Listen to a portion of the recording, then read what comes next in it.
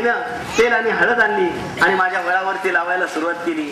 माझ्या लक्षात आलं मोठी माणसं आपल्याला मारतात ते मनातली भीती निघून जावी म्हणून त्यांचे सगळे प्रयत्न चाललेले असतात. या जगात वावरताना निर्भयतेनं वागावं अशी निर्भयतेची शिकवण मी आईकडून शिकलो. खरा तो एकच धर्म जगाला प्रेम अर्पावे अशी प्रेमाची शिकवण मला आईनं दिली. माणसांवरच नाही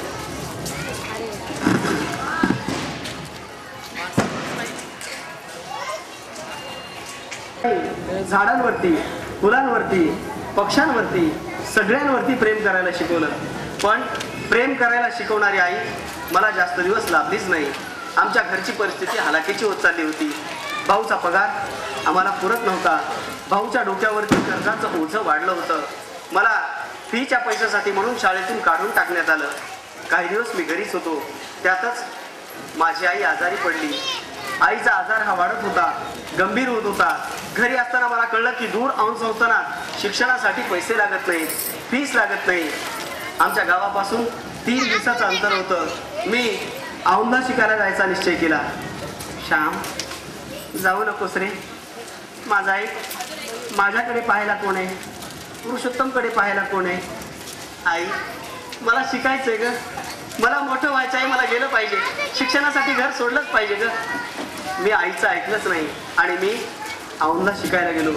तिथं शिक्षण घेत असताना एके दिवशी आई माझ्या स्वप्नात आली आणि मला म्हणायला लागली, श्याम मी जाते रे, श्याम मला भेटायला ये, श्याम मला भेटायला ये, श्याम मी जाते. आई ग मी झोपेतून जागा झालो.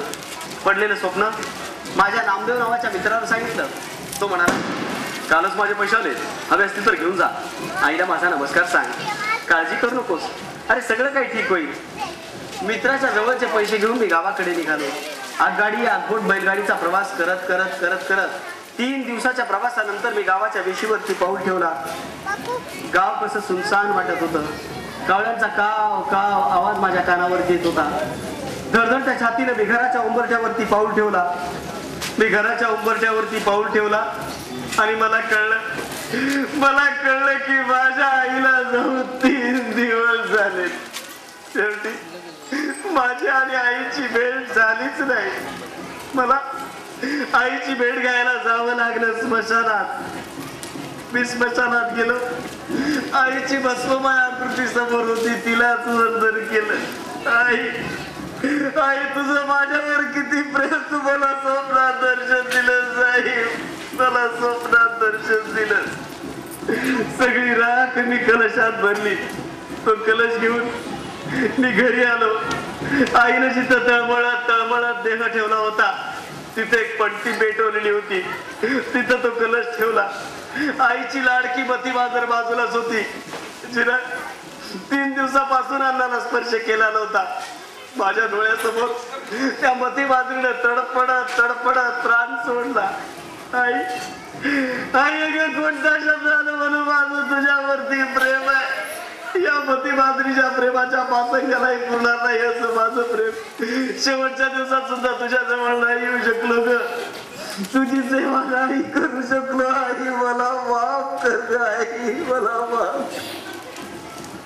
आई मी तुझी सेवा नाही करू शकलो, पण माझी दुसरी आई ही भारत माता, हिची सेवा करील. यानंतरचं आयुष्य भारत मातेच्या सेवेसाठी देईल. आई मला माफ कर ग. आई मला माफ. माझी आई गेली, या श्यामची आई गेली. पण या देशातल्या सगळ्या आईला माझं करून गेली.